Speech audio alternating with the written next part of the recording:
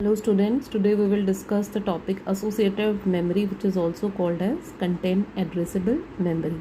So basically associative memory एक ऐसी memory होती है जिसमें जो डेटा जो stored डेटा है उसको हम एक्सेस करते हैं by the content of the data. हम उसके कंटेंट से उसको एक्सेस करते हैं rather than the address. Suppose I want to read something from the associative memory, then I will not access the data using memory location or any address. I will access or read the data by using the content, by specifying the content that are stored in the associative memory. So normally हमारी जो memory अब तक हमने पढ़ा, चाहे RAM memory हो चाहे cache memory हो, उसमें हम डेटा को कैसे एक्सेस करते हैं? Using address, using locations. But in associative memory हम जो rather than accessing the data by using address, we access the data using the content stored in it. तो जैसे हम नॉर्मल अपनी मेमोरी में read and write operation perform करवाते हैं, ऐसे ही हम एसोसिएटिव मेमोरी में भी we can perform read and write operation. जब भी हमें कोई राइट ऑपरेशन परफॉर्म करना है एसोसिएटिव मेमोरी में, तो हमें कोई भी एड्रेस स्पेसिफाई करने की there is no need. The memory जो एसोसिएटिव मेमोरी है वो उस इट्स कैपेबल, उसमें इतनी कैपेबिलिटी है कि वो खुद एक एम्प्टी लोकेशन फाइंड आउट करके it can store the particular word. ठीक है, हम नॉर्मली वर्ड की बात करते हैं जब मेमोरी में जो स्मॉलेस्ट यूनिट है विच इज़ वर्ड. सो अगर हमें we want to write something, some word, some data into the associative memory, we do not need to specify any address that where we want to locate it. The memory itself find any empty location और उस location में वो data को, word को store कर देती है. Similarly जब हमें कोई रीड ऑपरेशन परफॉर्म करना होता है तो हम क्या करते हैं, या तो जो वर्ड हमने रीड करना है तो या तो हम पूरा वो वर्ड स्पेसिफाई करें या उसका कुछ पार्ट स्पेसिफाई करें. सपोज मुझे कंप्यूटर साइंस ये वर्ड है, इसको रीड करना है, तो या तो मैं एक पूरा वर्ड, ये पूरा वर्ड कंप्यूटर साइंस स्पेसिफाई करूंगी, या इसका कुछ पोर्शन, सपोज मैंने कॉम्प स्पेसिफाई कर लिया, तो the words which match the specified content, तो वो सारे वर्ड्स जो इस कंटेंट के साथ जो मैं स्पेसिफाई कर रही हूँ, वो सारे वर्ड जो मैच हो रहे होंगे वो लोकेट हो जाएंगे, located and are mark for reading, और उसको हम then we can read that words. So जब हमने रीड करना है तो हमने कैसे रीड करना है? उसके कंटेंट से. कंटेंट स्पेसिफाई करिए, या तो पूरा का पूरा वर्ड स्पेसिफाई करें या हम उसका कुछ part, some part of the word specify करें. राइट. सो तो ये हम यूज़ कहाँ करते हैं associative memory? So generally we do not need to use associative memory.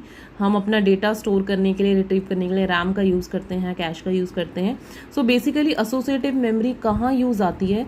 जब हमें हाई स्पीड एप्लीकेशंस बनानी हो, जहाँ पे हमें बहुत जल्दी read and write operation perform करना हो, या हम बोल सकते हैं जहाँ पे पैटर्न मैचिंग. बेसिकली जो एसोसिएटिव मेमोरी का कॉन्सेप्ट है वो न्यूरल नेटवर्क से आया है. तो न्यूरल नेटवर्क में हम जो पैटर्न मैचिंग करते हैं, सो उन एप्लीकेशन में जिसमें न्यूरल नेटवर्क का कॉन्सेप्ट यूज हो रहा होता है, उसमें हम एसोसिएटिव मेमोरी यूज़ करते हैं, क्योंकि उसमें हमें बहुत जल्दी read and write operation perform करने पड़ते हैं. Right. So if somebody asks you what is the application of associative memory, then you can say that in neural network का जो particular एक एरिया है पैटर्न मैचिंग, उसमें हम यूज़ करते हैं associative memory. So this is so the advantage of associative memory can be that कि data access करना यूजिंग कंटेंट वो हमेशा फास्ट होगा rather than accessing the data through address. But generally we don't use associative memory because associative memory is very costly, as additional circuitry is required, additional hardware circuitry is required for matching logic. जो match वाला logic को बनाने के लिए additional circuit की requirement होती है, तो वो बहुत ज़्यादा कॉस्टली हो जाता है. तो generally we do not used associated memory for general purposes. Right. तो इसका एक ही ब्लॉक डायग्राम हम देख सकते हैं. ठीक है, इसमें हमारा एक आर्ग्यूमेंट रजिस्टर है, एक की रजिस्टर है, और ये जो पार्ट ये है, ये हमारी क्या है? एसोसिएटिव मेमोरी है. राइट. सो आर्ग्यूमेंट रजिस्टर बेसिकली क्या है? आर्ग्यूमेंट रजिस्टर में एक ऐसा रजिस्टर है जिसमें हमारा जो वर्ड जिसे हम सर्च करेंगे वो यहाँ पे लोकेट स्टोर होगा, ठीक है। जैसे आई हैव टोल्ड यू, अगर मैंने कंप्यूटर साइंस वर्ड सर्च करना है, so this register will contain that whole word. And key register क्या करेगा, key register will contain the part of argument register, मतलब जो आर्ग्यूमेंट रजिस्टर में जो वर्ड है उसका कुछ पोर्शन हमारा की रजिस्टर में होगा, ठीक है। और जो एसोसिएटिव मेमोरी जो हमारी है, इसमें हम मान रहे हैं कि हमारे पास m वर्ड्स हैं, ठीक है। एसोसिएटिव मेमोरी में हमारे m वर्ड्स हैं और हर एक वर्ड n बिट्स, और हर एक वर्ड में कितने बिट्स हैं, n बिट्स हैं, ठीक है। सो हर एक वर्ड, टोटल m वर्ड्स हैं और हर एक वर्ड कितने बिट्स का होगा, n बिट्स का होगा, राइट। और वाई दिस इज एरे क्यों लिखा हुआ है यहाँ पे, associative memory array and logic, why array is written here, because जो हमारे जो वर्ड्स हैं वो रोज एंड कॉलम की फॉर्म में स्टोर्ड है, ठीक है। There are m words and ये जो एक जो पूरा मेमोरी है, it is working like a 2D array, that's why यहाँ पे एरे लिखा हुआ है, ठीक है। अभी हम एक एग्जांपल देंगे तो पता चल जाएगा। और ये हमारा मैच रजिस्टर, बेसिकली हमारे पास बहुत सारे मैच रजिस्टर होंगे और जो भी वर्ड हमारा मैच करेगा, ठीक है, जो भी हमारा वर्ड मैच करेगा की रजिस्टर के साथ, उसके कॉरस्पॉन्डिंग मैच रजिस्टर जो एक 1 बिट रजिस्टर होगा उसकी वैल्यू 1 हो जाएगी to indicate that the word is matching with the key register, और जो वर्ड मैच नहीं कर रहा होगा उसकी वैल्यू 0 हो जाएगी to indicate that it is not matching with the key register, right. So हमने एक एग्जाम्पल यहाँ पे देख लिया कि सपोज हमारे पास m वर्ड्स हैं, ठीक है, m वर्ड्स हैं और हर एक वर्ड कितने बिट्स लॉन्ग है, n बिट लॉन्ग है, ठीक है। सो हमने यहाँ पे कोई भी अल्फ़ाबेट ले लो यहाँ पे, तो वर्ड B11 इंडिकेट कि ये फर्स्ट वर्ड है, पहला वर्ड, ये जो इसका 2 सबस्क्रिप्ट है ना इसमें, जैसे B11, सो 1 इंडिकेट कर रहा है कि एक ये पहला वर्ड है और ये पहले वर्ड की पहली बिट है, ठीक है। सिमिलरली पहले वर्ड की सेकंड बिट, पहले वर्ड की थर्ड बिट। सपोज इसमें हमारा इस पूरे हमारे इस वर्ड में सपोज कंपनी लिखा हुआ है, तो ये हमारा हो गया C, ये O, ये M, ऐसे कहने का मतलब पहला वर्ड है, पूरा वर्ड तो हमारा एक पहला है, कंपनी एक ही वर्ड है, लेकिन B11 इंडिकेट करेगा पहला जो वर्ड है कंपनी उसका फर्स्ट पोजीशन जो कि C होगी, देन O, सो ऑन, ठीक है। सो हमारे पास टोटल कितने वर्ड्स हैं, m वर्ड्स हैं और हर एक वर्ड कितना है, n बिट लॉन्ग है। सिमिलरली जो आर्ग्यूमेंट रजिस्टर और की रजिस्टर भी कितने बिट लॉन्ग होगा, n bit long, n bit long, okay. और m1 m2 हमारे बेसिकली मैच रजिस्टर है, मैच लॉजिक है, ठीक है। तो अब सपोज हमने यहाँ पे एक एग्जांपल ले लिया कि सपोज हमारे आर्ग्यूमेंट रजिस्टर की ये वैल्यू है 101 1111110 और हम जो मैच करना चाह रहे हैं वो हम मैच कर रहे हैं 101, मतलब हम ऐसे वर्ड्स, जितने भी वर्ड्स में के पहले 3 बिट में 101 होगा उनको हम स्पेसिफाई करेंगे, उनको हम रीड करेंगे, मैच करना चाह रहे हैं। तो बेसिकली ए में तो हमारा ये हो गया, तो बेसिक, और के में हमारा क्या होगा, के क्या करेगा, वो के आगे ये जो हमारा एसोसिएटिव मेमोरी है, किन एक के किन बिट्स को पास करेगा, वो 101 को पास करने के लिए व्हाट इट विल डू, के जो वर्ड हमने पास करने, जो बिट हमने आगे पास करने हैं, जिनके साथ हमने मैचिंग करानी है, उसके लिए तो वो लिखेगा 111, और जिनको हमने आगे पास नहीं कराना उनके लिए इट विल स्टोर 00000, ठीक है। इससे क्या होगा, इससे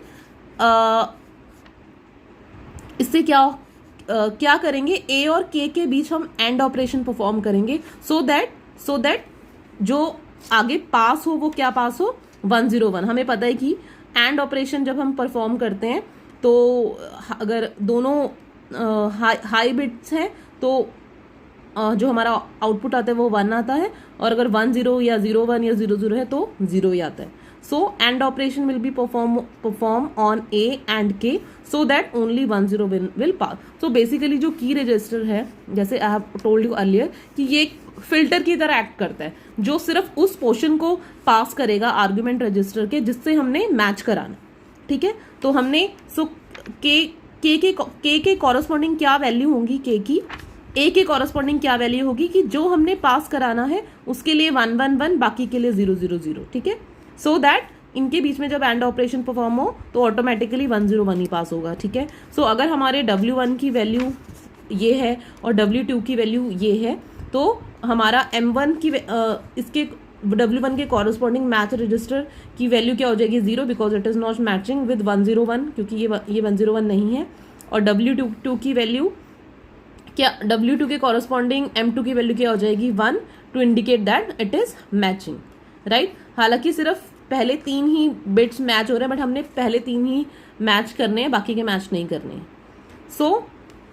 सो आई एम अगेन रिपीटिंग कि हम एक एग्जाम्पल ले रहे हैं, ठीक है। We are taking this example जिसमें हमारा आर्गुमेंट रजिस्टर की ये वैल्यू है और के जो कि एक फिल्टर की तरह एक्ट करेगा, उसकी वैल्यू क्या होगी, जिन बिट को पास कराना है उनके उस बिट लोकेशन पे वैल्यू होंगी 1 1 1, और जिनको हमने पास नहीं कराना उन पोजीशन पे वैल्यू क्या होगी, 0 0 0। और ऐसा क्यों होगा, because and operation will be perform on A and के, सो दैट जो हम चाह रहे हैं वही हमारी वैल्यू है। जैसे मैं 1 0 1 ही चाह रही हूँ आगे पास कराना, सो वी नो दैट कि 1 1 जब होगा, 1 1 में एंड ऑपरेशन परफॉर्म करते हुए 1 होता है, 0 1 में 0 होता है, 1 1 में 1, तो 1 0 1 विल बी पास, बाकी रेस्ट वैल्यू जो होंगी वो क्या होंगी,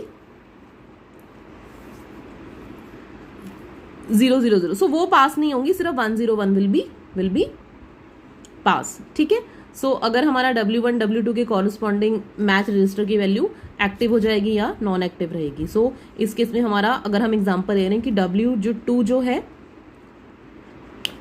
W2 जो है वो मैच हो रहा है, सो इसके लिए M2 की वैल्यू क्या हो जाएगी, 1 हो जाएगी, और इसमें M1 की वैल्यू क्या हो जाएगी, 0 हो जाएगी, ठीक है। So this is all about associative memory. इसके बाद इसके हमने एडवांटेज या डिसएडवांटेज लिखनी है, वही जो मैंने बताया था कि इट इज़ कॉस्टली, ये ड्रॉबैक हो गया। एडवांटेज क्या हो गया, it is fastest as compared to जो हमारी कन्वेंशनल मेमोरीज होती हैं, रैम रोम या कैश मेमोरी से ज़्यादा फास्टेस्ट काम करती है। So thank you.